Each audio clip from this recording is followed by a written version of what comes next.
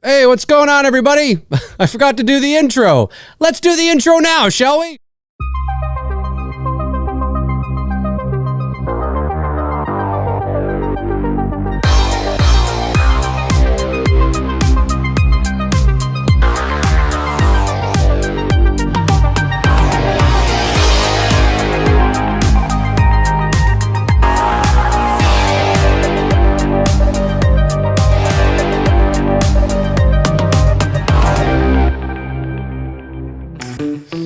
There we go, that's better. Oh, I was out of sorts there. I didn't know what was going on. What's going on, everybody? What's happening? What's shaking? What's doing? Welcome to episode 274 of McRae Live. The date today is Monday, July the 29th, 2024, 6:09 p.m. Eastern Standard Time. My name's Dave McRae, coming to you live from the Voiceman Studios in Toronto, Canada. And tonight we're talking Terrifier, the franchise, Art the Clown and Terrifier. Will he be into the pop culture zeitgeist? Is he about to propel into the ranks of Freddy Krueger, Jason Voorhees, Michael Myers, Chucky, Pinhead, Ghostface, Leatherface? You name it. Is he about to be there? Is he about to cross the threshold? Is he about to penetrate the pop culture zeitgeist like no one has ever done before? Is he about to get up?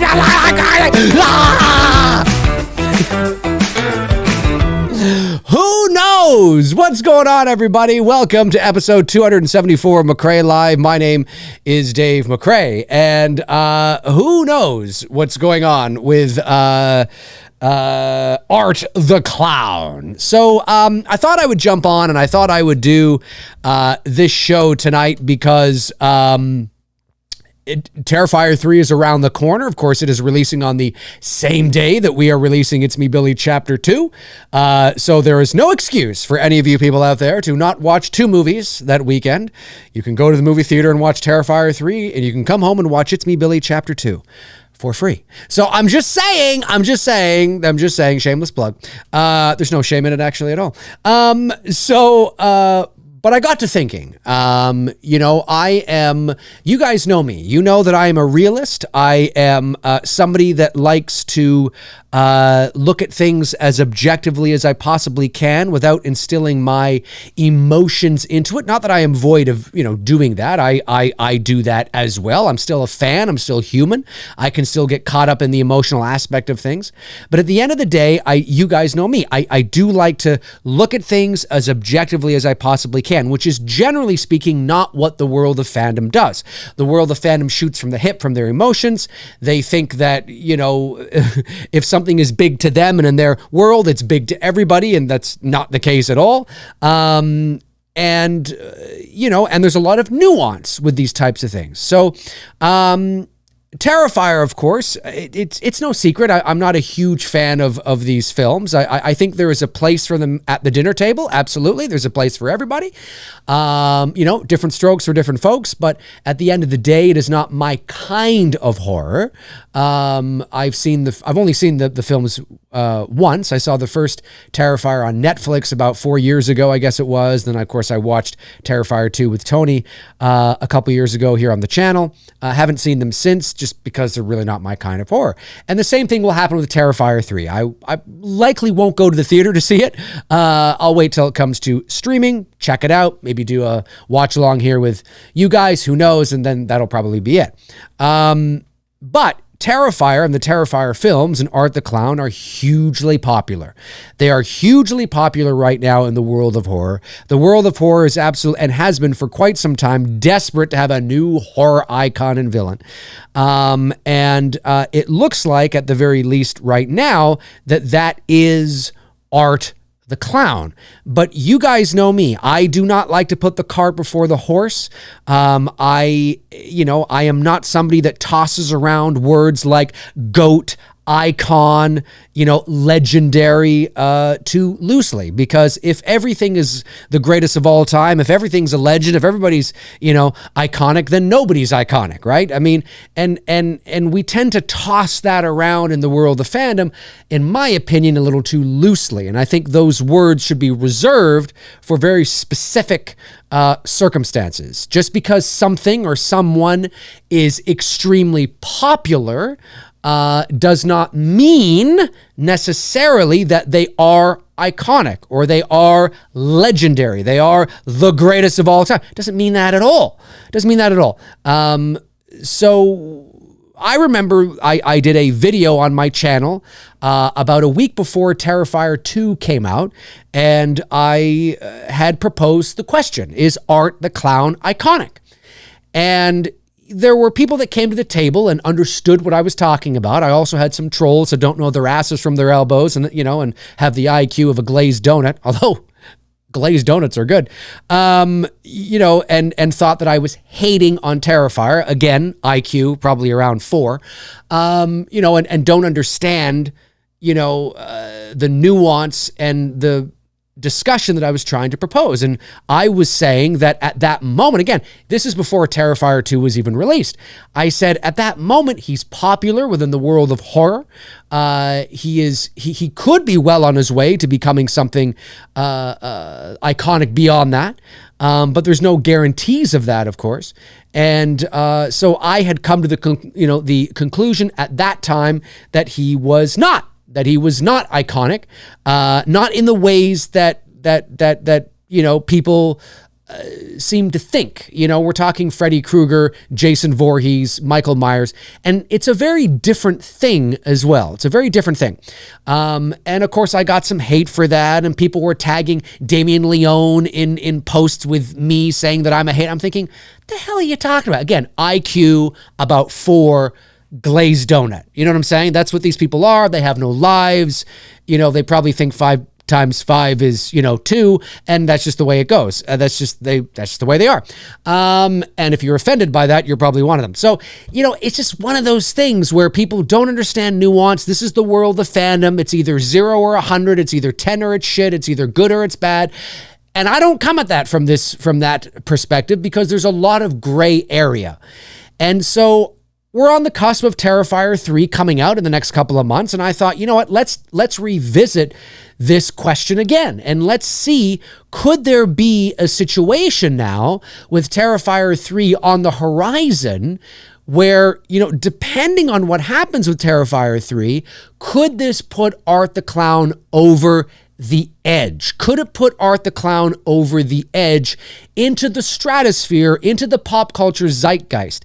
And when I say zeitgeist, I'm talking about into the popular culture. It becomes part of a generation. It becomes part of an identifying thing. When you think of the 80s, when there are things when history is talking about the 80s and representing the 80s, whether it's in Stranger Things, whether it's in, movies or TV shows or That 80s Show or whatever it is, you will often see Freddy Krueger in there, mentioned, referred to, acknowledged, Jason Voorhees, Friday the 13th. They cross the threshold of their own genre into the pop culture zeitgeist, where it doesn't matter whether you're a horror fan or not. It doesn't matter whether you've seen the movies or not. It doesn't matter whether you like the movies or not. It doesn't matter if you plan on ever seeing the movies or not. You know who Freddy Krueger is.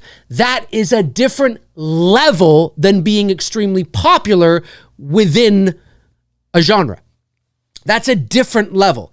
And I was talking about that in that video way back in 2022, a week before Terrifier 2 had released. And I said that at this moment, again, this is a week before Terrifier 2 was released. I said at this moment, the answer is no. He's not knocking on the pop culture door. Terrifier 2 was able to release in theaters, right? And it picked up some more theaters along the way, word of mouth. It was very old school. That's how it used to be done way back in the day. That's what happened with Halloween. And then all of a sudden you hear people on The View talking about it, or it was at The Talk, or I don't know, Howard Stern talking about it, the late night shows talking about it. Okay, here we go. Now we're knocking on the pop culture door. It's not just the genre. It's not just the sweaty horror nerds going to the horror conventions, right? It's now knocking on the mainstream. It's sort of nudging and knocking. It's making enough noise, enough rattle, that you're starting to get other people that don't give a shit about horror, that look down on horror, that aren't paying attention to horror. Now they're starting, what is this Terrifier show? What's going on here? What's going on here? Now, obviously, there is a shtick to Terrifier. There is a hook to Terrifier, and I don't mean that in a bad way. I think we should call a spade at the end of the day. And what are the Terrifier films? In my opinion, you are free to disagree, but in my opinion, they are exploitative splatter films. That's what they are. I don't say that as a negative. I say that that's what they are. They are not mainstream horror films. That's what they are. So own it, live it, accept it, buy into it, and run with it. You know what I'm saying? I watched an interview with David Howard Thornton not too long ago where he said, you know what? The Terrifier films, and I agree with him 100%, the Terrifier films are essentially the punk rock of horror. And I'm like, yes, that's a great way to describe it. Just lean into it. Just, stop trying to pretend that, well, no, we're not splatter. No, you're splatter. You're blood, guts, and gore exploitative splatter. That's what you are. You're not just a slasher movie. You're not a mainstream slasher film. You're a splatter, blood, guts, and gore. How much crazier can we get? How gorier can we get? How more disgusting can we get? How many more people can we get to barf in the theater and barf on the stairwell and barf on their way out? How many more That's what you are. That's the shtick. That's the hook. Now, I'm not saying that there can't be a story in there and that there shouldn't be a story in there. There better be a story in there. But at the end of the day, that's why you're going to see it. That's the hook. That's the shtick. That's what gets their asses into the theaters. That's why you're going to go see Terrifier 3, because you want to see what's going to top the bedroom scene. You went and saw Terrifier 2 because you wanted to see what's going to top the hacksaw scene. That's what it is. So call a spade, lean into it, buy into it, accept it, and acknowledge it, love it for what it is. It's the punk rock of horror. I agree with that. There you go. That doesn't mean it's for everybody, right? But that's what it is. And so, and that's okay. And that's not going to appeal to everybody. It will not appeal to everybody because it is not mainstream. It will not appeal to everybody because of the visceral, intense blood, guts, and gore that it is. And that's okay. It doesn't have to, and it doesn't need to, right? The punk rock of horror is making some noise. And that's what happened with Terrifier 2. It started to make that noise. Oh my God, you got to check this out, right? It's the shtick. It's the hook. It's the hook that got Howard Stern talking. It's the hook that got all these talk shows and late night talk shows talking. It's the hook. If Terrifier had been, tame and just sort of pedestrian and run of the mill, sort of just kind of paint by numbers sort of horror movie that we've seen all the time, they wouldn't be talking about this. It's the visceral intensity that, it's so my bloody, you're gonna fuck. That's what got it going, and that's okay, and I think that's great. So, there's an argument to be made now. Again, I did that video a week before Terrifier 2 came out, and some trolls with the IQ of, 4 and a glazed donut couldn't understand what I was talking about because they're too emotionally attached to the character and think just because it's popular to them and in their circles, it's popular to the world, and that's not necessarily true. And so, but now you're knocking on that zeitgeist, right? You're knocking on that zeitgeist. You're knocking on the stuff. Hey, what's going on? Howard Stern's talking about me. You think Howard Stern? He's talking. Oh, that's great.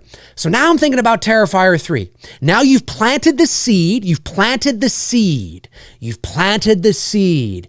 Howard Stern knows about you now. Those late night talk shows, no, they're not thinking about you now. They're not thinking about you now. They probably forgot about you a week after it was all done. But they remember you. They remember you because you were knocking, you were a guest, you came over, hey, what's going on, blah, blah, blah, blah. So now when the marketing campaign ramps up for Terrifier 3, when it's all out there and things are rocking and things are firing on all cylinders, what's going to happen? And the question then becomes now today, I'm revisiting that, will Terrifier 3 take it even further and propel Art the Clown not just knocking on the zeitgeist, but finally ripping down the door and staying there? It's about having pop culture staying power, not just revisiting and come back. Kids are dressing up for them like on Halloween. You've got I don't know, cereal in mainstream stores. You've got a fucking TV show that's gonna. We're going to talk about this here in a second because it's a very different era today, of course. So that's the question. Will Art the Clown, because of Terrifier 3, propel himself into the pop culture zeitgeist? Again, that's crossing the threshold of horror and becoming part of popular culture. Right now, Art is more a part of popular culture than he was, say, 3 or 4 years ago, because you can pick up a t-shirt of Art the Clown and Terrifier. But that's still not on the level that I'm talking about. For those of you that are too young to remember the 80s, you might think that this is just, he's popular. There's no doubt about it. Art the Clown is popular. This very second, he's popular. And he's most popular within the horror genre, right? He's most popular amongst those punk rock horror fans. You know what I'm saying? And so that's where he is. And then he's kind of known in her because he made that little knock, with Terrifier 2. And so I started to think to myself, once Terrifier 3 comes out, is this going to be a situation, is this the movie that does it, right? Is this the film that finally does it? And then, of course, we can't really answer that because we haven't seen the movie. Now, a teaser trailer was released, 5 days ago or whatever it was. Not much to be seen there. A couple of cool shots, but not much to be seen there. It kind of opens very similar to our teaser from December, which is kind of cool. But then again, they're both Christmas horror movies, and opening with Silent Night and some flames. I'm sure it's probably 500. There's probably 500 other teasers out there that are probably are about to do the same thing. There's probably only so many ways you can start a teaser, a Christmas horror teaser, and one of them is with Silent Night. And now you'll have a troll being like, "Are you saying they copied you?" No, I'm saying it's just kind of cool. Oh, okay. Okay, I thought you were saying they were copying you. No, I'm saying it's cool. I like the opening of the teaser to Terrifier 3. Wasn't crazy on the rest of the teaser. I found it a little kind of, I really couldn't grasp what was going on. But certainly I like the opening shot with our heroine stepping in slow motion, her hair blowing in the wind, you know what I'm saying? And the Silent Night theme. I really like that shot. Really sort of moody, atmospheric, pensive. And it's a teaser. So we'll see what the official trailer's like. But I started to think to myself, now it's, is this the movie that's going to do it? Is this the movie that's going to propel Art into the pop culture zeitgeist and become part of popular culture? And, well, first things first, what if the movie's not good? I mean, we don't know. There's no reason to believe it won't be. But I think the movie has to be good in order for that to help. Because Freddy Krueger and Jason and Michael Myers were, sort of in popular culture before a lot of their movies got really bad. So, they were already there. If Art the Clown, if this movie is god-awful, and I'm not saying it is, I'm just saying if it is, if it's like a Halloween Resurrection or something, I don't know, then obviously that's not going to help Art's case. But there's no reason to believe that it will be. Another thing too could be, is it going to be tiring now? How long can this shtick go on? Because again, not that Damien Leone he tried to add, the first film didn't have any story at all. It had a story, like a, beginning, a middle, and end, and we're following these two people. But in terms of part 2, he tried to sort of lay it out a little bit. Some people thought it was too long. Now we're getting a little bit of the supernatural science fiction-y, sort of, what is this world, kind of fantasy element to it. And now he says, now we're going back to sort of the vibe of 1. Okay, well, and now he's probably going to try and connect more dots and have a story. So hopefully the story works. But are people going to be tired of the shtick? I don't know. We'll see how much bloodier and crazier they can get. They have a few $1 million to work with on chapter 3. I got chapter in my head because I'm dealing with Billy on part 3. So, but again, it is not how much money you have.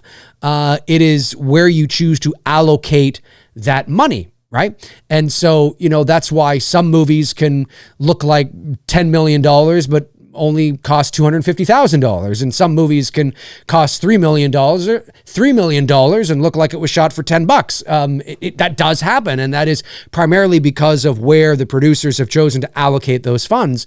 And sometimes those funds can be used on one particular thing, or a lot of it. So I find the question interesting, and I'm rooting for Art the Clown. I'm rooting for those guys because I think it would be a terrific sort of, I know he's got a lot of fans, and I know that people are hungry for, a new slasher villain to, embed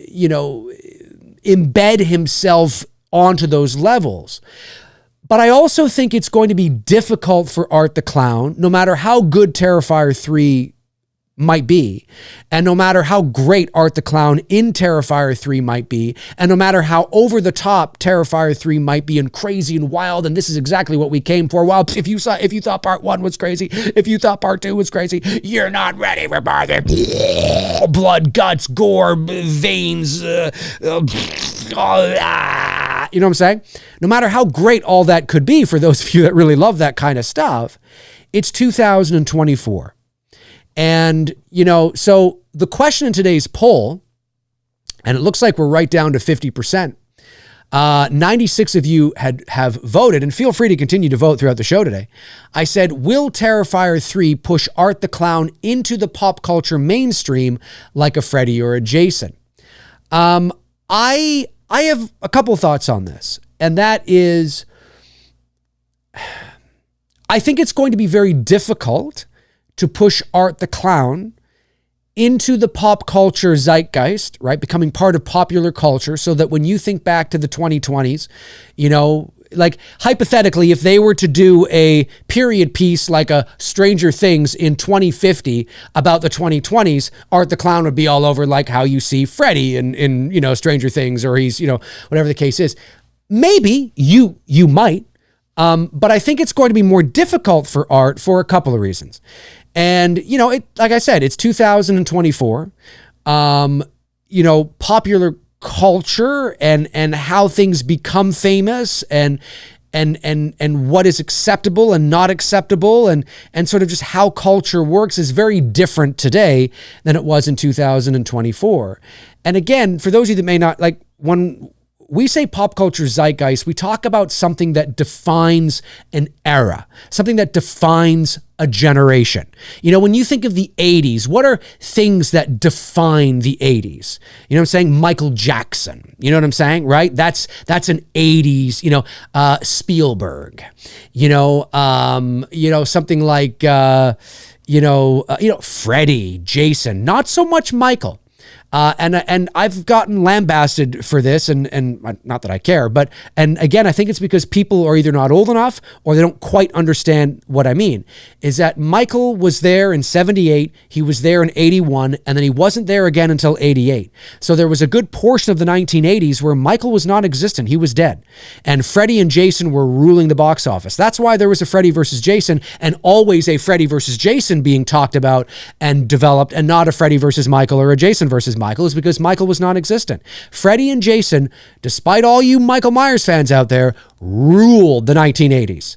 Ruled the 1980s in terms of horror icons. They were the creme de la creme. There was nobody else. That's why Jason appeared on Arsenio Hall. That's why Freddy Krueger had his own TV show and Michael Myers did neither of those things. And it's, it's because they were it, right? You think of the 80s, Cyndi Lauper, the Cold War, Rocky, action movies, Schwarzenegger, like there's a lot of, I'm thinking in the entertainment world now, right? But you can go on beyond that, right? And so it becomes sort of popular culture. Like if you were to do a mural on a wall of the 1980s, you would probably have a picture of Stephen King with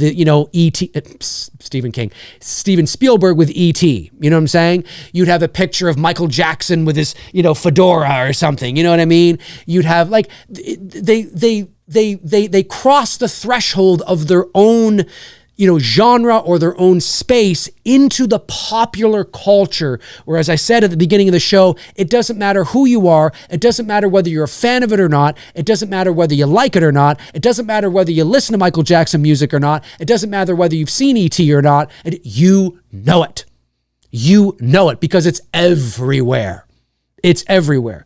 And so that is, in some ways, there are parts of that are easier to do today because of social media and the internet and the ease of access and flow of information.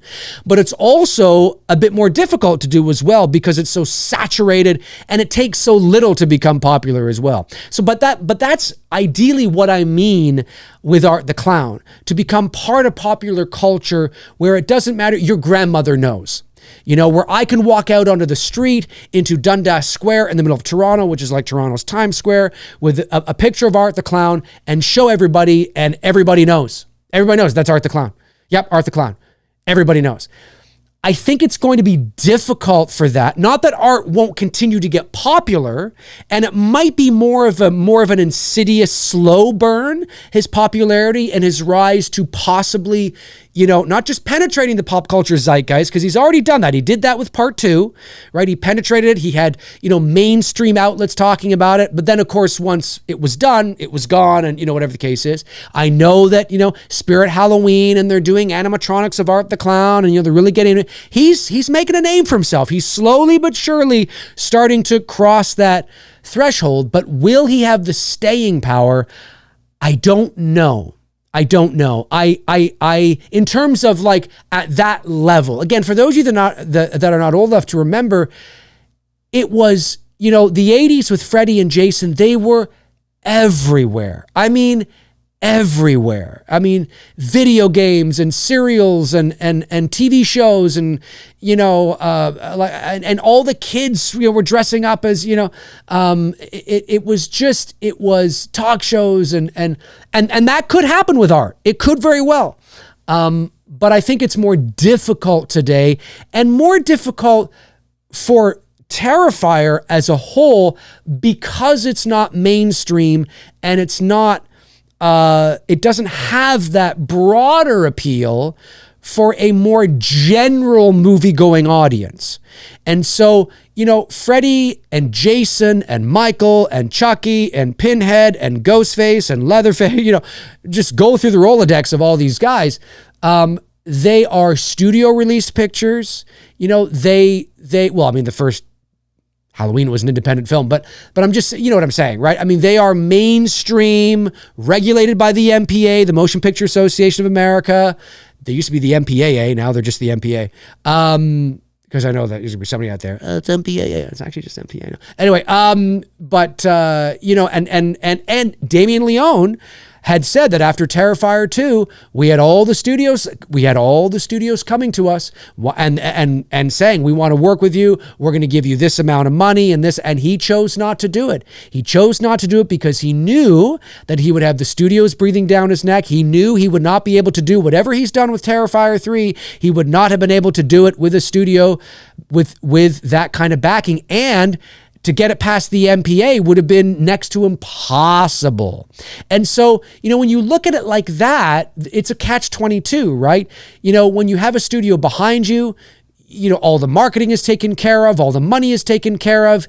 You can make a name for yourself in the studio system. My God, who knows where that's going to lead? That's amazing. But at the same time, because Damien Leone is still a relatively nobody in the big picture, right? He needed to, and he thought, I can't sacrifice this. I can't sacrifice what art is. And so I'm going to just do it my way because of the success of 2, I don't need the studios. And so an independent production company came along and said, listen, we'll give you, I don't know what it was, $2 or $3 million.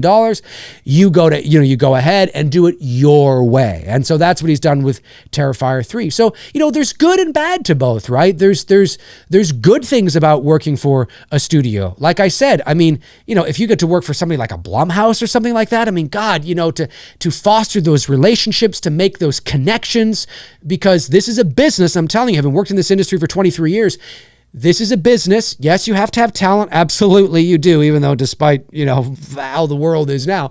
Well, I guess you don't have to have talent. Look at Haktua Girl. But anyway, she seems like a sweet girl, but God, you know, hey, that's the internet. But the point I'm making is that you know, it is about relationships, fostering those, nurturing those relationships, so that they become something that so it can help you down the road. You can help them, they can help you, and all that kind of stuff. And so, being able to do that with like a Blumhouse or a Neon or A24, which are independent production companies, but nonetheless, to be able to do that, I mean, would be outstanding, would be amazing. And there'd be so much, again, I mean, a lot of the pressure of finding the financing and raising the money, doing crowdfunding and all this kind of stuff would absolutely not be an issue because the money would be there. But the catch-22 is when you are a relative newcomer, you have some people trying to steer the ship and you can't do this, and you can't do that. Be careful of this because, it's mainstream audiences. We want to get this an R. We can't have this higher than an R.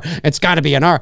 And there's no way any of the Terrifier films would be R, right? So I commend him for doing that, for going his way, doing his own thing, and delivering what Terrifier fans want. Again, as David Howard Thornton said, they are the punk rock of horror. They aren't Freddy, they aren't Jason, they aren't Michael Myers, they aren't Chucky, and nor should we be comparing them to them, if that makes sense. And I think that's ultimately what I wanted to say here, is that I think it will be difficult for Terrifier. Terrifier will continue, as long as the movies are good. Well, I guess they don't have to be good, do they? Look at all, But let's hope they're good. As long as people are enjoying the movies, they're good, Terrifier will continue to become popular. But I think Art the Clown will always be most popular and most well-known within that horror punk rock circle.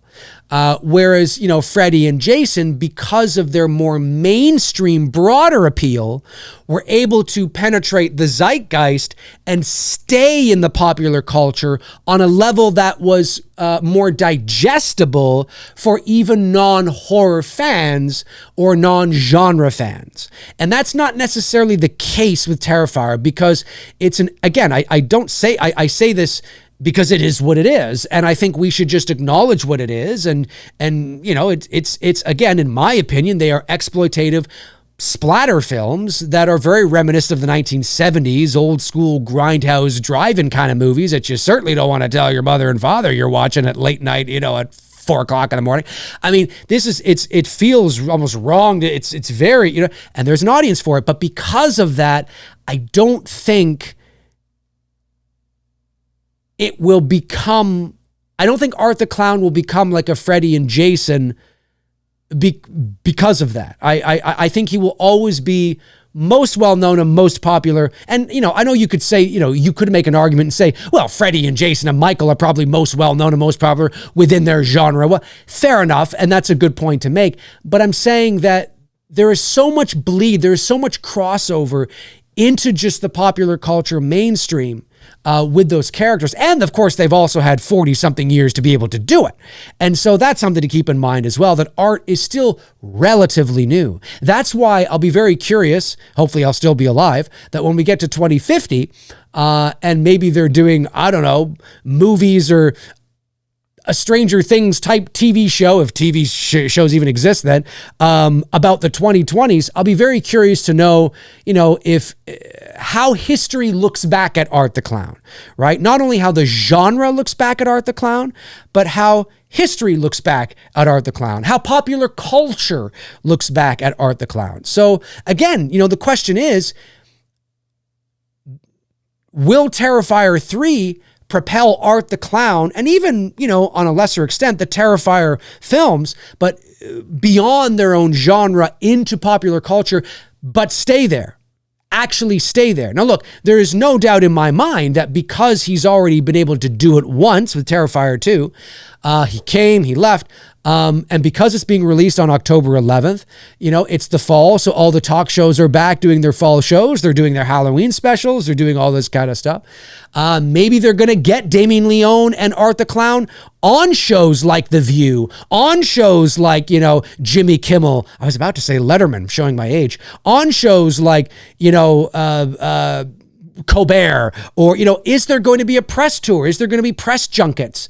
That costs money as well. And 9 times out of 10, probably 10 times out of 10, that is usually factored into contracts because, the actors and performers, they don't do that circuit for free. They're paid to do it.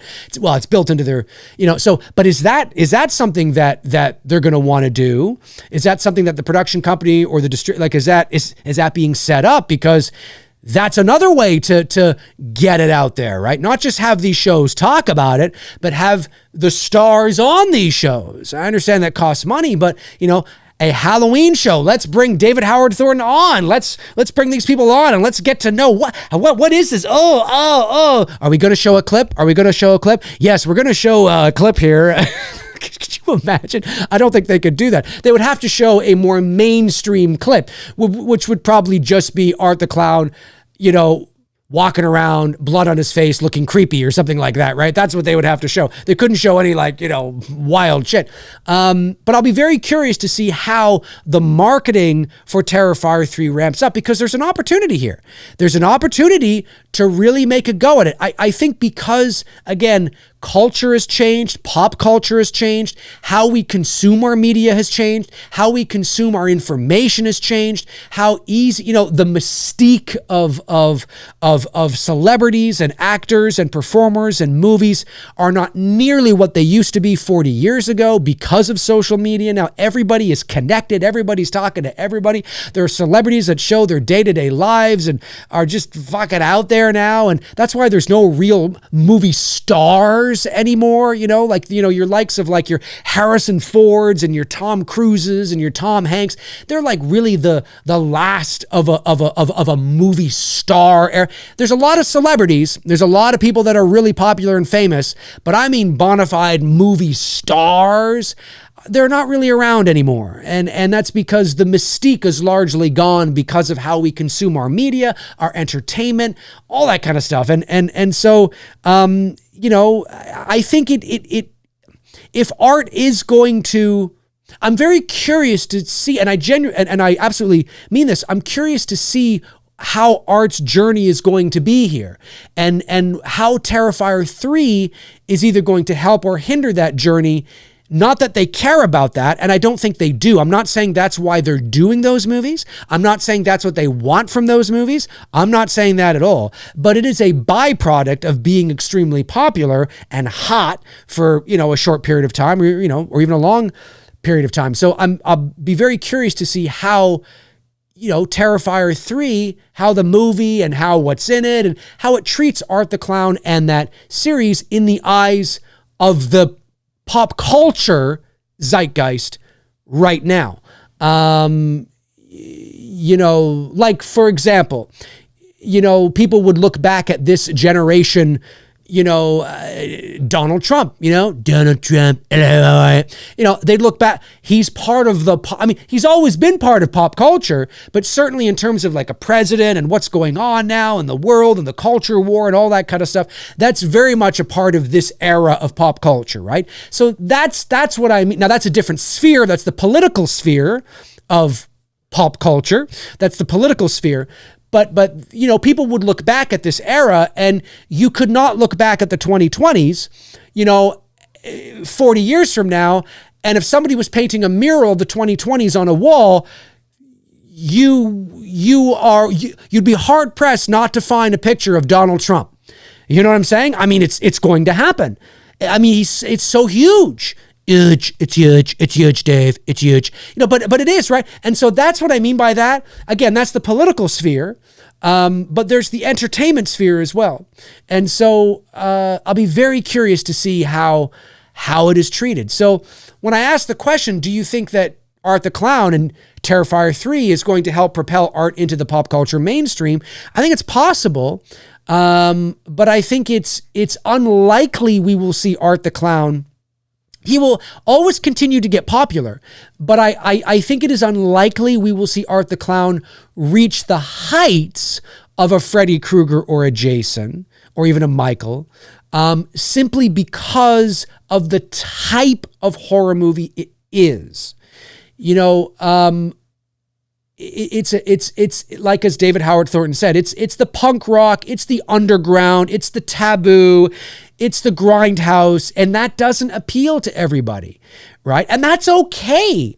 It's okay. I don't think we should pretend that Terrifier is more than what it actually is. And what it is are, exploitative splatter, blood, guts, and gore movies. Doesn't mean there isn't a story, but that's the hook, that's the shtick, that's why you're going to see it. And so let's not kid ourselves here. Let's not fool ourselves here. Let's lean into it. And that's basically what David Howard Thornton was saying. Let's fucking stop the pretend. Let's lean into what we are. That's what we are. And that's why David Leone turned down these studios and said, no, we're going to do it this way because that's what we are. And so why are we pretending that we're, more than maybe what we actually are? And that's okay, because there's an audience for it. There's a huge audience for it. And there's no doubt in my mind that Terrifier 3 is likely going to make a lot more than Terrifier 2. And, but it's like, again, it's like a carnival ride, right? It's like a ride. And I know that the words shtick and gimmick can have a bad connotation to it. I don't mean it in a bad way. I just mean that there is a shtick and a gimmick to these films, and that is how crazier and bloodier and gorier can we get, right? And that's ultimately why you're going to see it, because you want to see how crazy it's going to get now. But the level of gore, the level of gratuitous gore, and by the way, I mean, the makeup effects look fantastic, but the level of gratuitous gore, and because it's not rated and all the things they can show, that doesn't have mass appeal. It doesn't have general movie-going audience appeal. Even though the Elm Street movies were gory, the Friday the 13th movies were gory, the Halloween movies were gory, and I put, had gore, they were levels of gore that were palatable and acceptable to even non-genre fans, right? Like, even if you weren't really into horror, but you liked a good horror movie every now and then, you could go and watch Halloween. You could go and watch, well, certainly Halloween, there's hardly any in it, but go watch, a Friday movie, an Elm Street movie in the 80s. There'd be a little bit of blood and gore, and you're like, ooh, you know what I mean? But it's palatable, it's acceptable, and it's mainstream, right? It's got that mainstream kind of horror vibe. Terrifier is very different. It's a very different beast, and Damien Leone was right. If the studios got a hold of it, which they wanted to, because they saw money, they would have neutered it. They would have neutered it, and then it would have become something it's not. So we can't pretend it's not what it is. This is what it is. This is what it is. And there ain't nothing wrong with that. There's room for everybody at the table. But I think because of that, I think it may hit a ceiling to a point and then kind of just stay there. And that's okay. I don't know if it will ever hit the heights of a Freddy or a Jason because it doesn't have that broad appeal.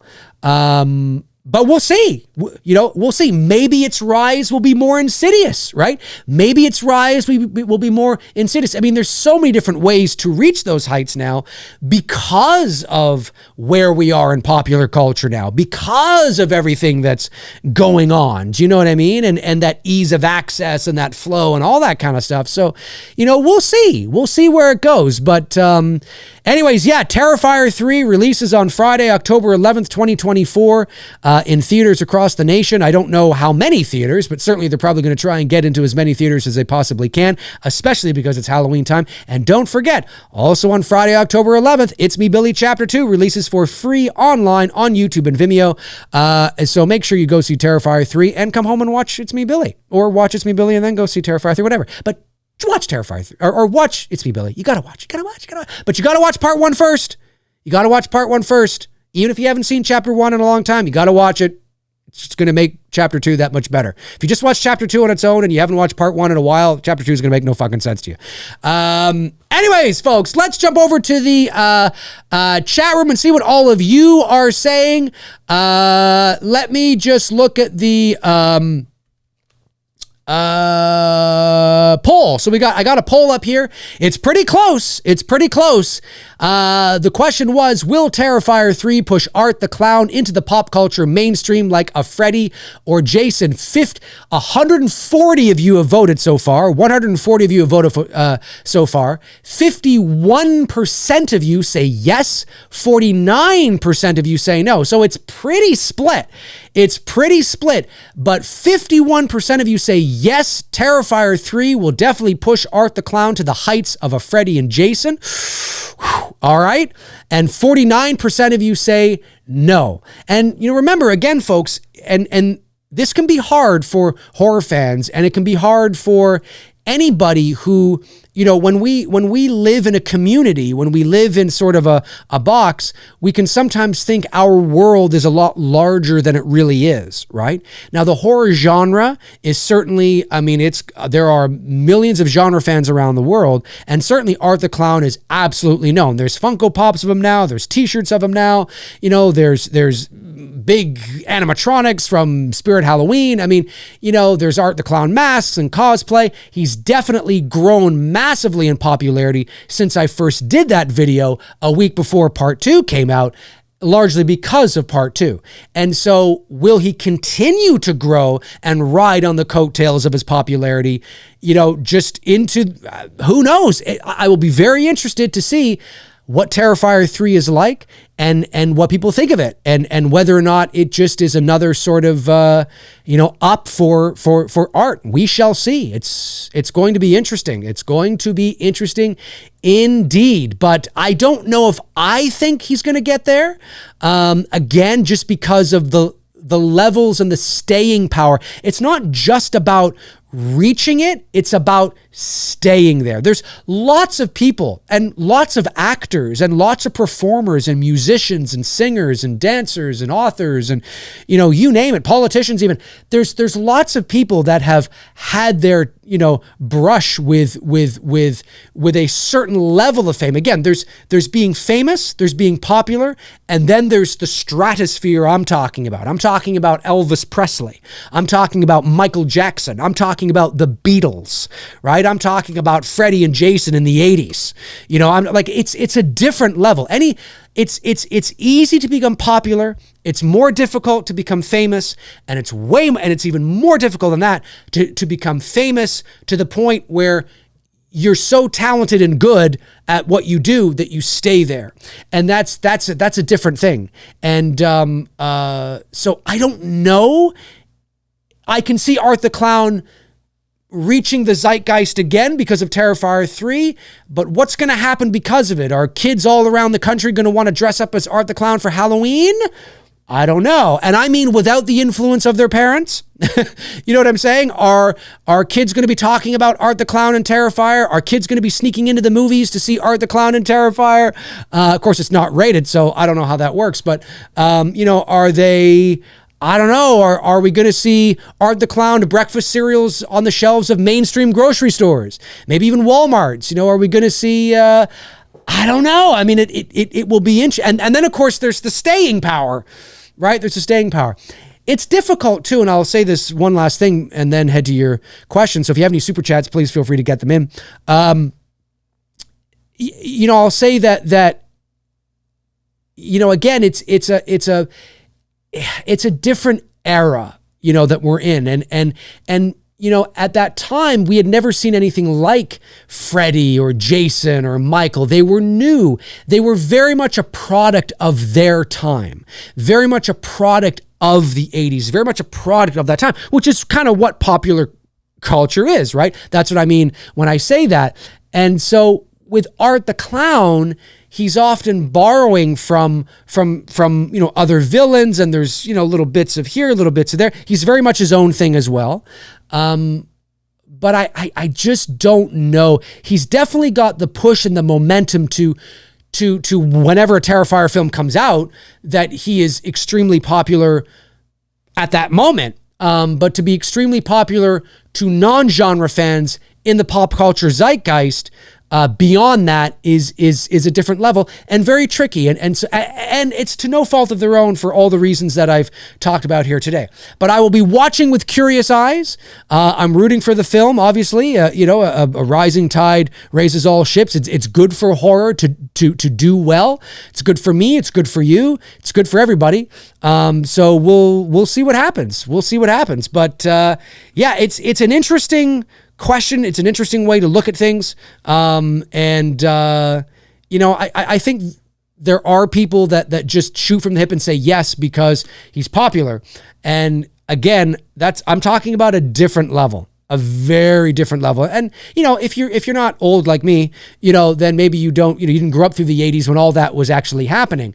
And it was a very different time. I mean, it was ridiculous. It was just, Freddie and Jason were like lead stories on Entertainment Tonight. And as I said, but we had never seen anything like that before either, and they were mainstream films and, it's a different era today. It's different. So we'll see. But he's certainly solidified. He's extremely popular. People love the character. They love the movies. And they're excited for Terrifier 3. So it'll be interesting to see where it goes from here. Okay, a couple super chats did come in. Let me get them. VO Tripper sends in $10. Thanks, buddy. He says, sorry for my absence. Been focusing on my mental health. That's always a good thing. Honestly, I wish that for something to be considered iconic, doesn't have to always be factored from it getting a sequel or two, Oh, no. I agree. For something to be iconic, I don't think it necessarily has to have a sequel. Look at The Shining. The Shining is one of the most iconic, revered horror films in the history of cinema. It has a sequel in Dr. Sleep. Fair. But, and it had a, made for TV film directed by Stephen King, in 97. But the 1980 film was iconic long before Dr. Sleep was ever a thing. And so I don't think that characters and films have to have sequels to be iconic. Not at all. There just is, I think, because of our culture today and because of how loosely we toss around buzzwords, we tend to use words like iconic and legendary and greatest of all time to describe something we really like that happens to be very popular at that moment in time. And it's just loose, lazy language at the end of the day. There's nothing wrong with it, but it's just,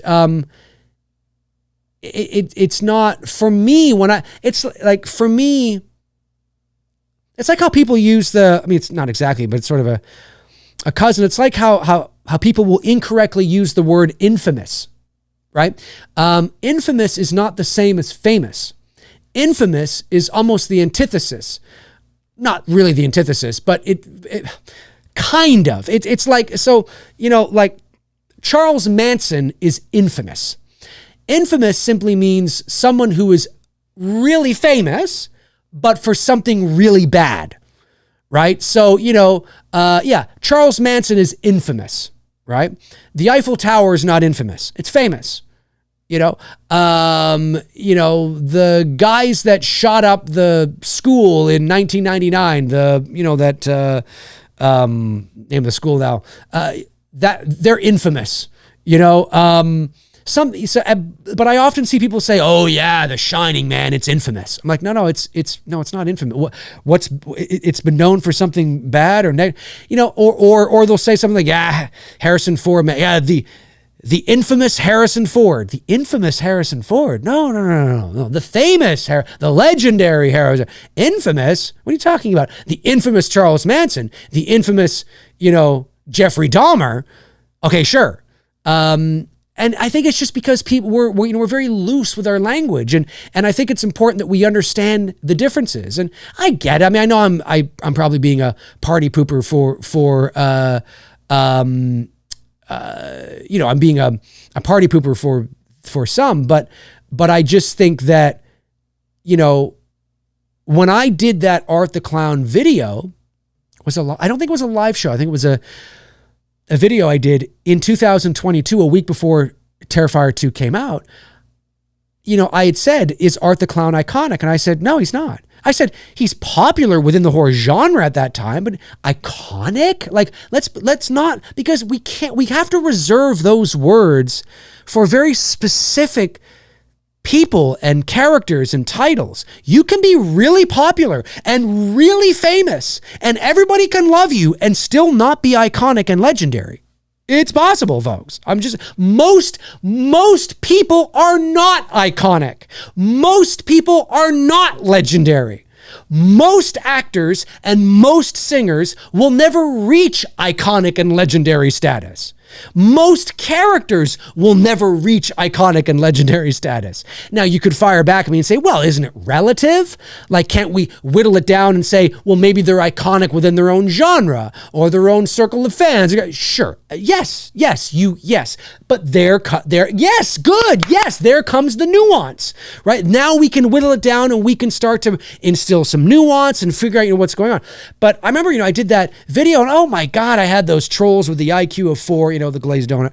And, Art the Clown's iconic. He's everywhere, bro. He's iconic. He's a legend. He's a fucking legend. You know what you're fucking talking about, McRae. He's a fucking legend. And I had some fucking troll tag me and Damien Leone in an Instagram post, basically being a little whiny bitch going to Damien. Yeah, hey, Damien, this Dave McRae thinks that Art the Clown isn't iconic. He's a fucking hater, bro. He's a fucking hater. And Damien Leone, like the professional he is, didn't even fucking bat an eye, didn't say shit, and didn't respond at all. Thank goodness. Because again, this is coming from somebody that doesn't know their ass from their elbow and has the IQ of 4 and doesn't understand what I was talking about, and again, this is the part of the internet that you just want to reach through and do what Daffy Duck does in some of his cartoons. Just slap the fucking face. So, sit down, son. Sit down. Go back to kindergarten. And again, if you're offended by that, well, you're probably the one I'm talking about. No, it was all about looking at it objectively because I feel those terms are loosely tossed around. And, but now we're on the other side of Terrifier 2. We're on the other side of almost 2 years since Terrifier 2, on the cusp of Terrifier 3. Things are a little different, right? He's penetrated that pop culture zeitgeist a little bit, and he's had a bit of brush with some he's starting to, it's a little different. So that's why I wanted to do this show today and kind of get your thoughts on it and how, what you are thinking and what you think, where sort of Art gonna kind of sit in the pantheon, in the sort of the Rolodex of horror slasher villains. Where is he going to sit? I mean, there are some people that put him on the Mount Rushmore.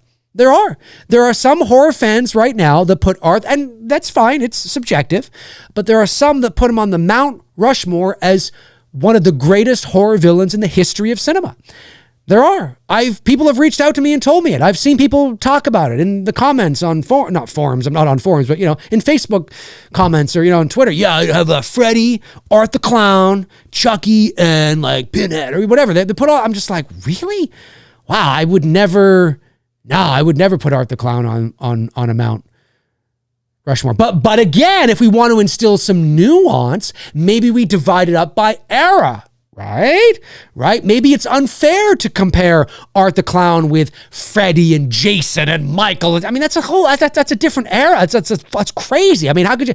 So maybe we need to start talking about this era. It's like how people compare, athletes from different eras. You know what I mean? Well, you know what? Well, he's way better than fucking so-and-so. I'm like, that was like 50 years ago. What are you talking? Why are you compare? So maybe we need to compare the icons of today. So maybe it'd be more like, hey, what about maybe you got to put Johnny from In a Violent Nature, even though he hasn't reached that yet. I'm just trying to think of recent stuff, which is a Canadian film, by the way, shot here in Ontario. And by the way, when I was visiting Victoria the other day, star of It's Me, Billy Chapter 2, we were doing some ADR and she was signing some photos for all you lovely backers. She had said to me that, I forgot to get her name though. She said to me that one of her good acting friends is in a violent nature. And I was like, oh, really? That's cool. I still haven't seen the movie. She hasn't seen the movie yet, but she was going to watch it in support of her friend. I don't know which actress it is. I'm not sure, but that's pretty cool. So I'll have to send her a text and find out.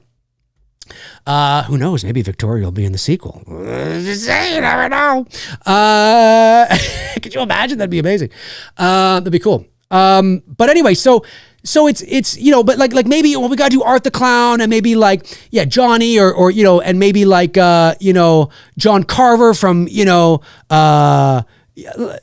Thanksgiving, like maybe it needs to be divided up in eras, perhaps. I don't know. Again, I'm not saying that's right. I'm not saying that's the way to go. I'm not saying that's the way to go about it. I'm just saying these are the nuanced conversations I wish that fans would have more of, because these conversations excite me.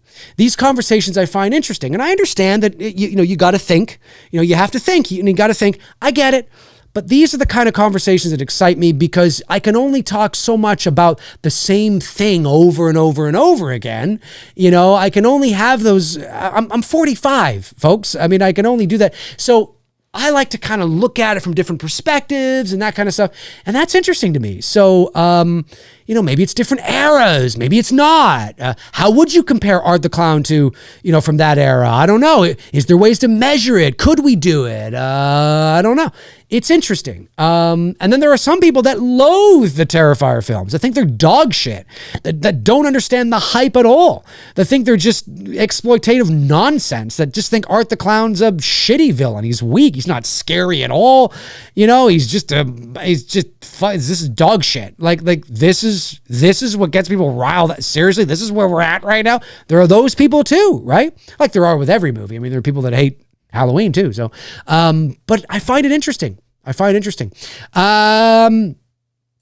Super chat from Carl Weidman sends in, hang on. Sends in a member chat. Thank you, Carl. Says, hi, Dave. How's my Avatar buddy? You doing today? Hey, are you an Avatar fan? Love it. I'm doing well, Carl. I'm doing well. Thank you for the member chat. You've been a member for 11 months. Amazing. Devin Reese, one of our good members here, sends in a member chat. He's been a member for 4 months. Says, do you think we will ever hit a point in horror where we have original main antagonist characters get popular like we had in the 70s and the 80s slashers? Thanks again, Dave. Love the show. Thank you, Devin. Appreciate that.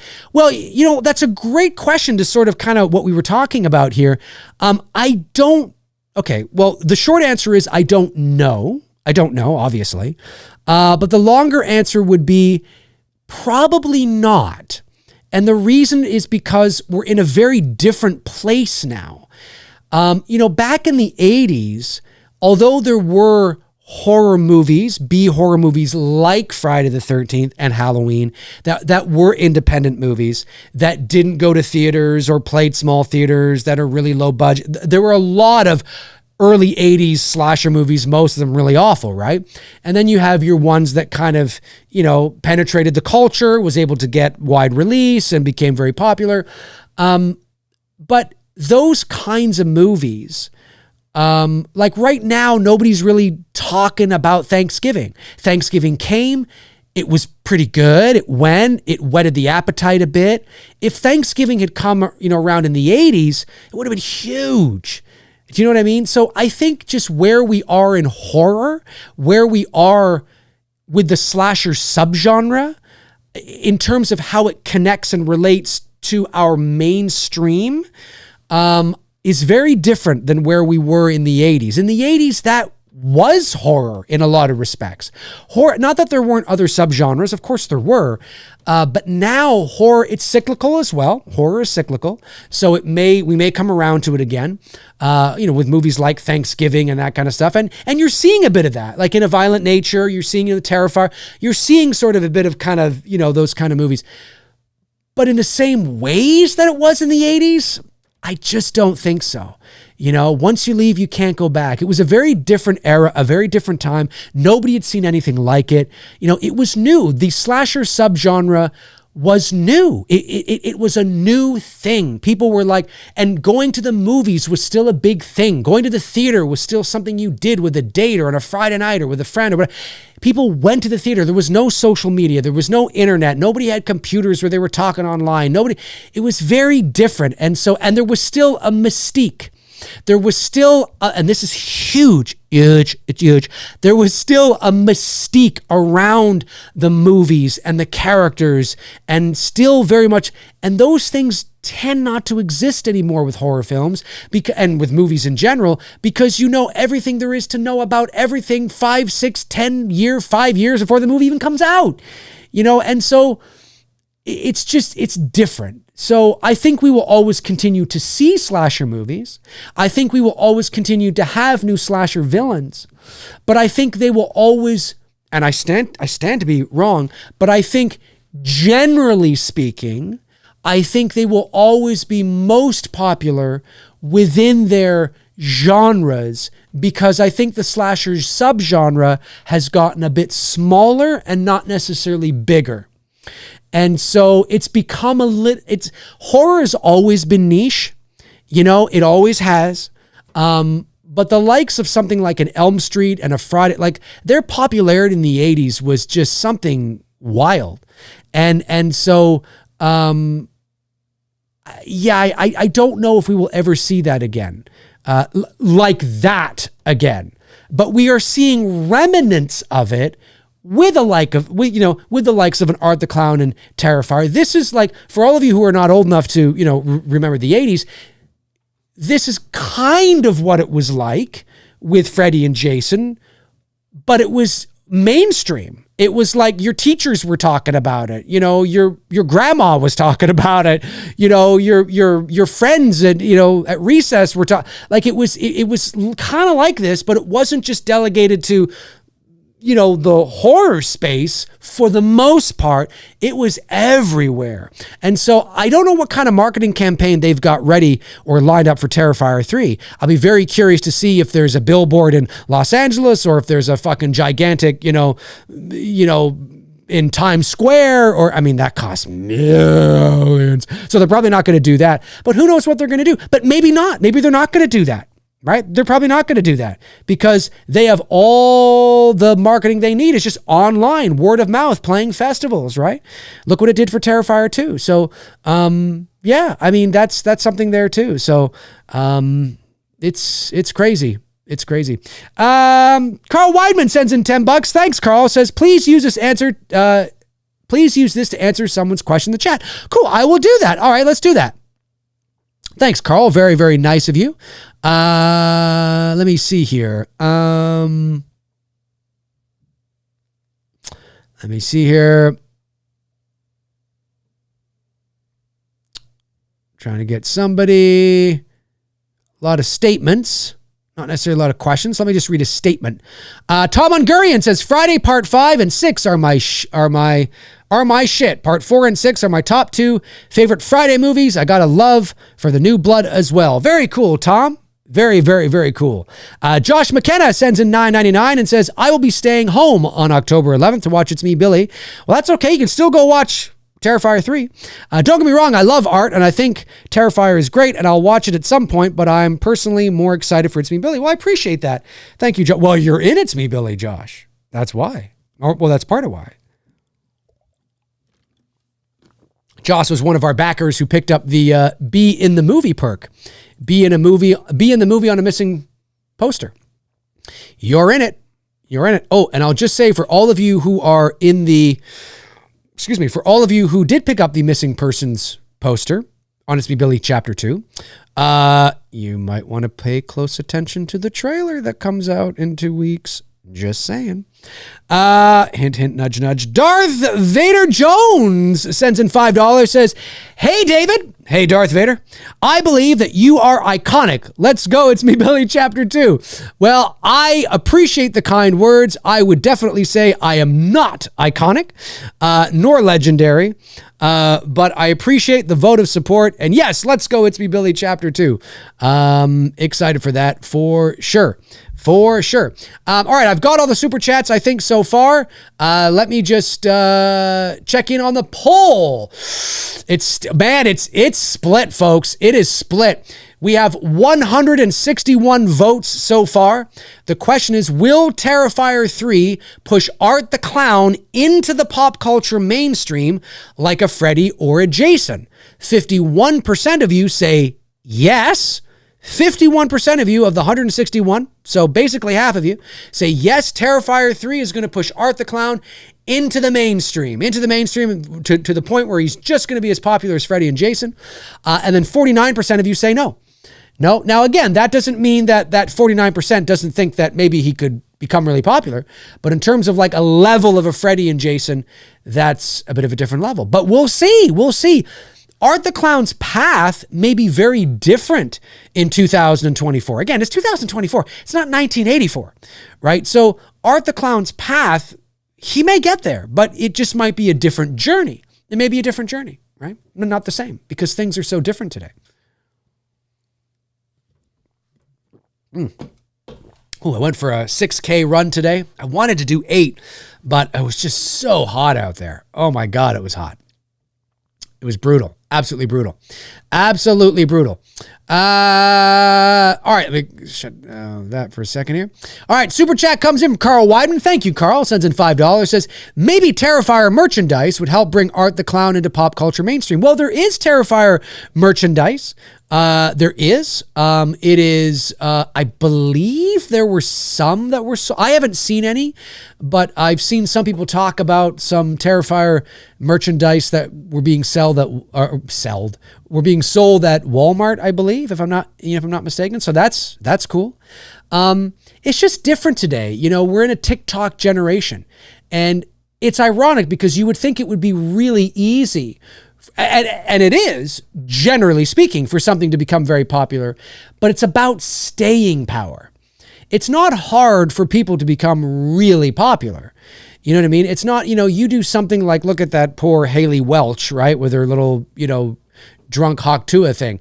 I mean, I, as somebody who's worked in the entertainment business for 23 years, and I, understand how it works, I was watching her journey a little bit, and I was like, I'm very happy. I mean, she's young, don't get me wrong. She's 21 or whatever she is.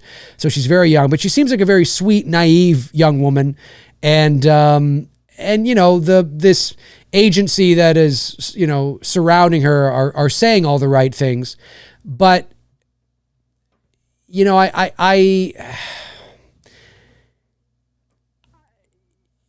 they're doing what they can to reap the benefits of her 15 minutes of fame. And they want to give her a podcast and a reality show.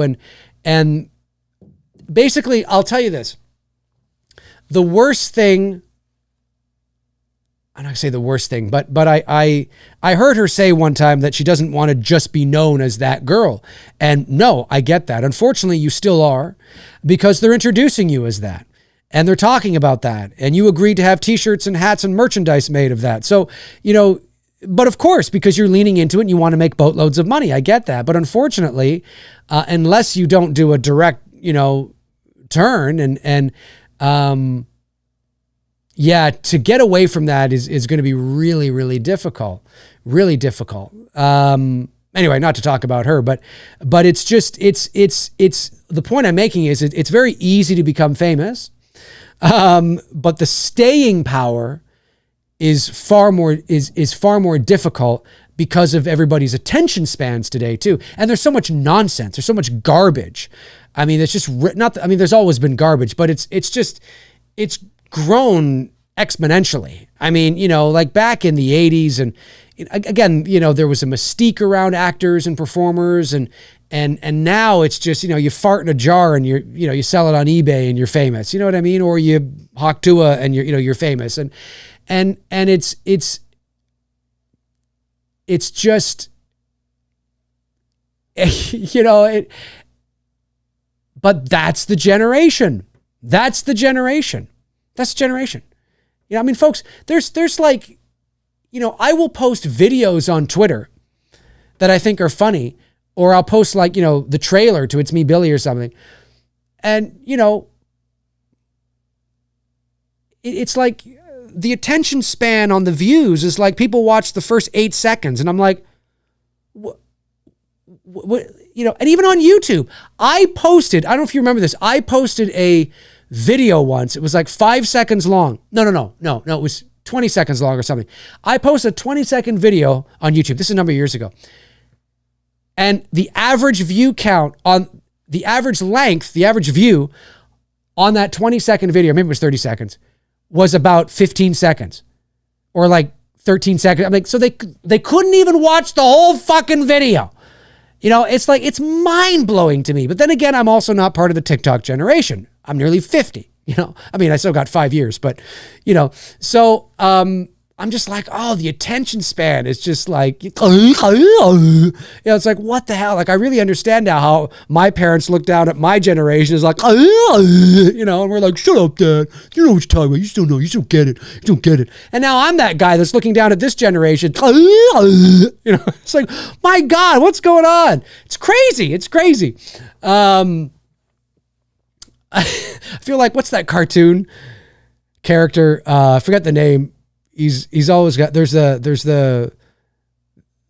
gangsters, right? There's the sly, like, all right, Mac, let's go. And then there's a, hey, boss. Forget his name now. Muggsy and Bugsy? Is it Muggsy and Bugsy or something like that? They're in the old Bugs Bunny cartoons or something. Okay, boss. It's kind of how I feel. I'm just like, what the hell? I don't even have any kids, but nah, it's crazy, man. It's crazy. It's crazy, but it's different.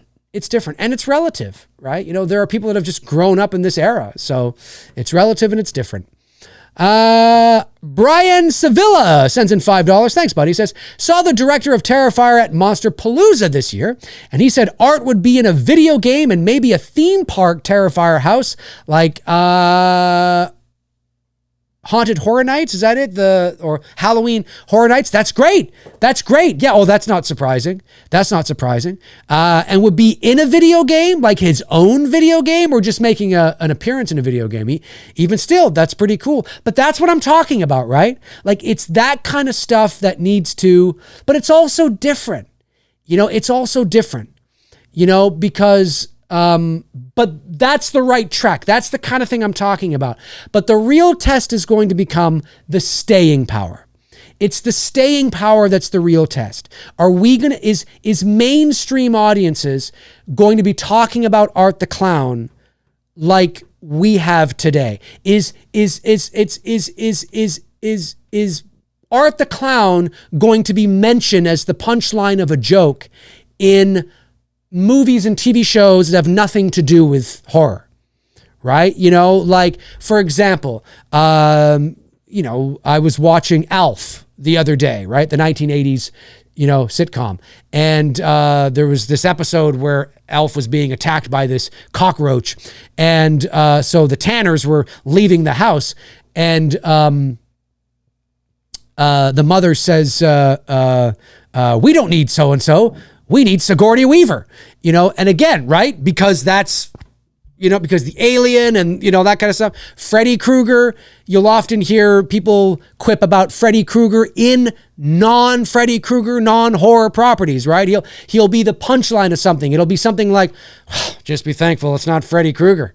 You know, like you'll hear that, right? Or you'll see somebody, you know, cutting an apple and be like, do you have to cut that like Freddy Krueger? Jeez, you know what I mean? And it's like an episode of 90210 or something, you know what I mean? Like, that's a very different level. That's pop culture zeitgeist. That's, you become part of the popular culture when your name's just being tossed around and you become the punchline of jokes or a quip in something that's nothing to do with that, right? That's a very different level. And I'm not saying Art the Clown can't get there. And I'm not saying that he hasn't touched it and graced it now, because he has, because of the success of Terrifier 2. But that's why I will be very curious to see where he goes, where the franchise goes, where the film goes, where his popularity goes, where the character goes with the release of Terrifier 3. I'll be very curious to see where that goes. But yeah, you know you've made it when you are, you know, the punchline of a joke on a fucking, you know, soap opera or something. You know what I mean? Like, it's like, wow.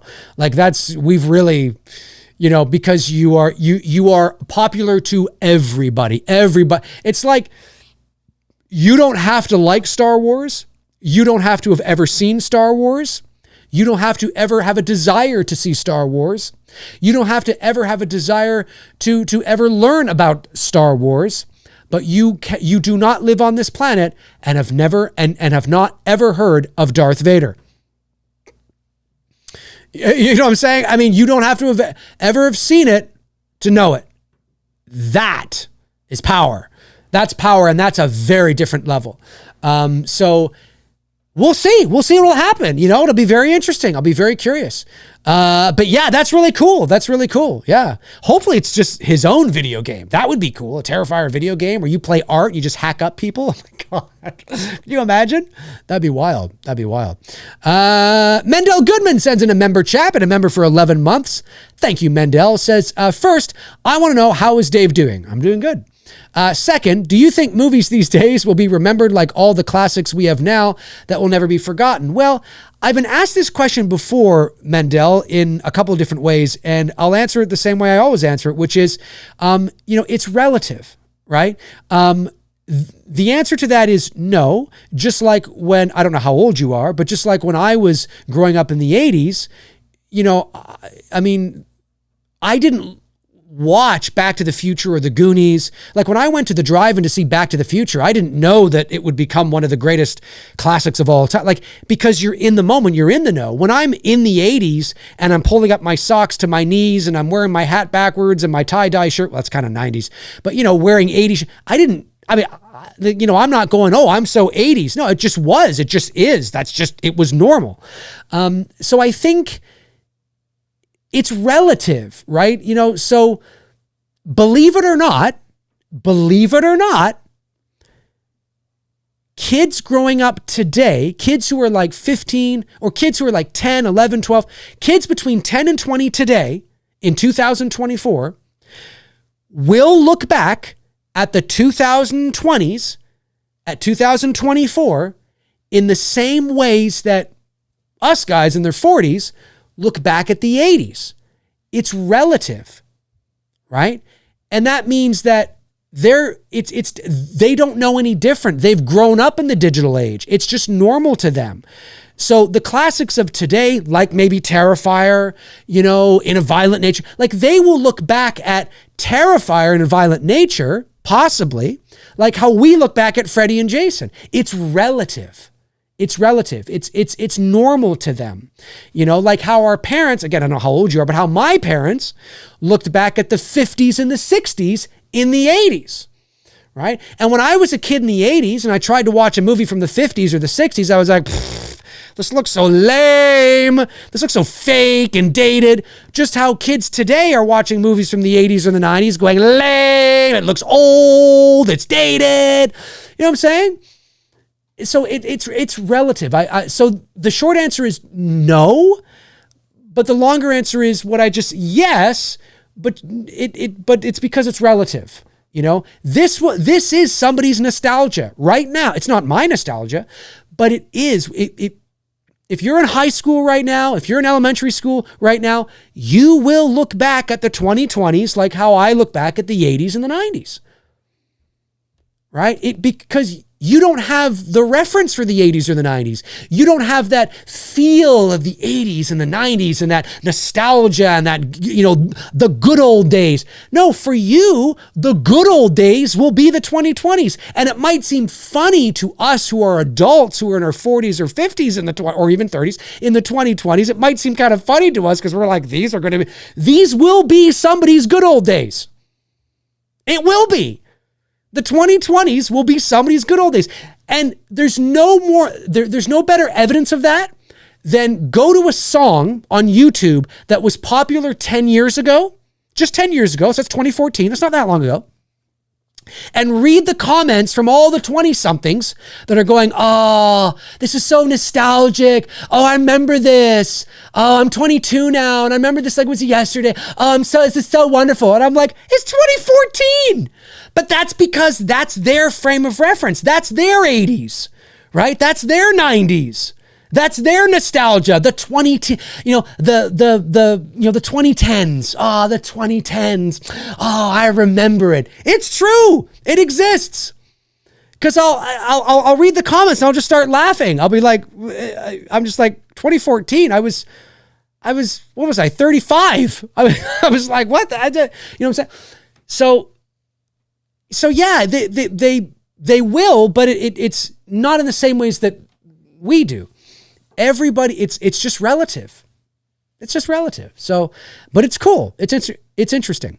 All right. Have I got all the super chats? Hang on. We got, $5 from Carl Weidman. Thanks, Carl. You've been very generous tonight. Appreciate it. Says, how long after they first came out did it take Freddy, Michael, and Jason to come into the mainstream culture? That's a good question. I think Halloween was fairly immediate. Not immediate upon its release, but I mean within a few years, because it became the highest grossing independent horror movie in motion picture history. So it cost $320,000 to make, and it grossed over $50 million. Now, it wasn't immediately successful. It took a while. I think it was that article in the Village Voice, if I'm not mistaken, because it did get panned a lot too in the beginning. And so, It took a bit, but when it became really successful and it started making its money, obviously, they ushered in Halloween 2. Friday the 13th was fairly immediate. Not necessarily Jason, because he wasn't in the first one. But again, you have to remember, those movies were new. Those kinds of movies, the slasher subgenre as something to go and watch in a mainstream theater was relatively new. And because we were growing in the horror genre and we were pushing the envelope and taking more risks and sort of moving away from my favorite kind of horror, which is like, the theater of the mind, but we were slowly moving away from that, moving into more mainstream and that kind of stuff. It was, the blood and the actual showing of the kill was new. I mean, it wasn't, not that had never been done, but it was more in those old school 70s splatter, grindhouse, even, Giallo. But now it was kind of becoming this slasher subgenre, this new subgenre called the slasher, becoming this thing. And so, it became those kinds of movies became quite popular quite quickly. And then of course Friday the 13th was immensely popular, and they almost made one movie a year for the whole decade. I think there only been one year they missed or something. So it became very popular. I think 83 they missed, right? Yeah, 80, 81, 82, then 84, 85, 86, 87, 88, 89. Yeah, I think they just missed 1 year. I think it was just 1 year in the 80s that there wasn't a Friday the 13th movie. I mean, think about that, because you had Part 1 in 1980, Part 2 in 81, Part 3 in 82. There was no Friday the 13th in 83, Part 4 in 84, Part 5 in 85, Part 6 in 86, Part 7, no, they missed 87. Part 7 in 88, Part 8, 89. So they missed 83 and 87, 3 and 87. So you think about that. I think I've got that right. Only 2 years out of 8 or 2 out of 10 years, there wasn't a Friday the 13th movie. I mean, that's pretty crazy. So yeah, I think it was fairly quick, Carl, but it was also because the subgenre was new in terms of its mainstream reach and appeal. It was a new thing. Oh, gee, these slasher movies. What are these slasher films? Like now, it's not new. Been there, done that. Right? So, you get a movie like Thanksgiving come along and it's like, oh, it's cool, it's fine, yeah. And now it's gone, done, and nobody's talking about it because it's not new anymore. We've been there, we've done, been there, done that, and so, yeah.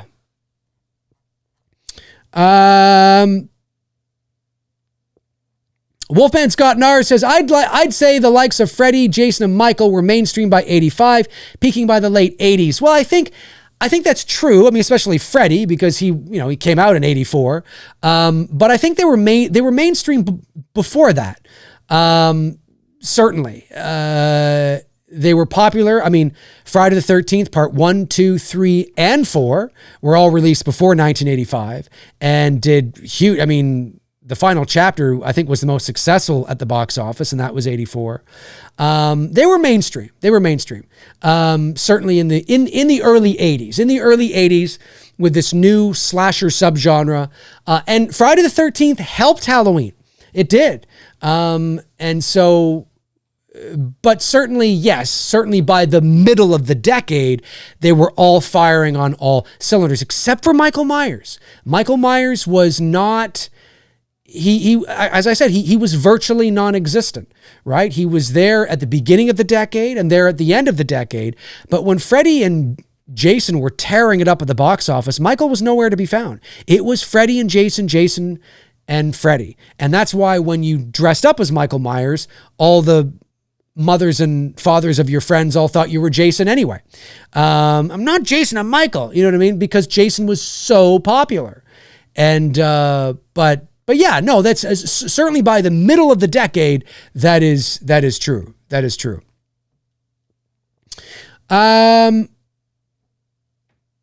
Rob Thidoff says, Dave, what do you think of my Jaws recast?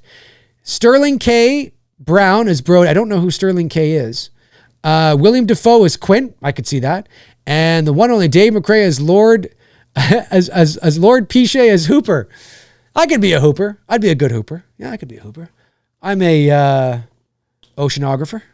Is that what he was? No, he was a marine biologist, right?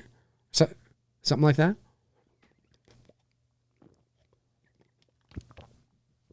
Woo, still thirsty. When you're talking a lot, I talked a lot on this episode, for sure. All right, let me see. Have I got all the super chats, folks? I believe I have. Let me see here. I just want to make sure that I've got everything. Yes, I don't believe I've missed anything. Carl Weidman, Mendel Goodman, Brian Sevilla. Yes. Okay. All right. Let's take one last look at the poll before we call it a day here, folks. I'm going to end the poll here. It looks like, hey, it just looks pretty split. So the final results of the poll are, the question was, will Terrifier 3 push Art the Clown into the pop culture mainstream like a Freddy or Jason? 182 of you have voted. 182 people voted. 51% of you say yes. 48% of you say no, so that must be on the cusp of a 49 or a 50%. Fascinating. Really interesting stuff. So basically split down the middle. Well, we shall see. We shall see. But then again, everybody might have their different ideas of what pop culture mainstream and zeitgeist is.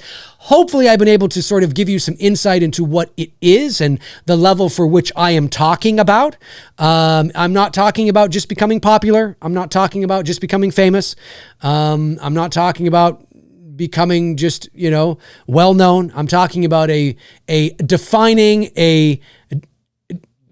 defining an era, defining a decade, if you will, defining a culture. We'll see. We'll see. We shall see. We shall see. All right, folks, listen, that is going to do it for me here on this episode of McRae Live. I want to thank, of course, my moderators. Thank you for doing what you guys do. Thank you for the super chats that came in today, the member chats as well. And hey, if you want to be a member here on the channel, hit that join button down below and become a member here on the channel. A reminder to my channel members, this Wednesday night at 7 o'clock p.m. Eastern Standard Time, a member-only Q&A. A member-only Q&A will be happening this Wednesday at 7 p.m. Eastern Standard Time, open to both levels. So remember that. Oh, hey, Oliver Mercer, what's going on, Oliver? Sends in a late super chat, £5, and says, regarding the Billy films, did the thought about putting some funny, quirky paintings in the Billy films, like how Black Christmas gave us? No. No, that never crossed our mind, Oliver. I know the painting you're talking about, but no, it never did. It never did. All right, folks, that's going to do it for me. Hey, if you're watching after the fact, jump into the comment section and let me know your thoughts on anything I had to say here today. Jump into the comment section and let me know your thoughts below, and try to be as detailed as you can. I'd really appreciate it. All right, folks, have a great rest of your Monday night. The week is off to a roaring start. And hope you have a great rest of your Monday, and I shall talk to you all very soon. In the meantime and in between time, I will talk to you soon. Cheers.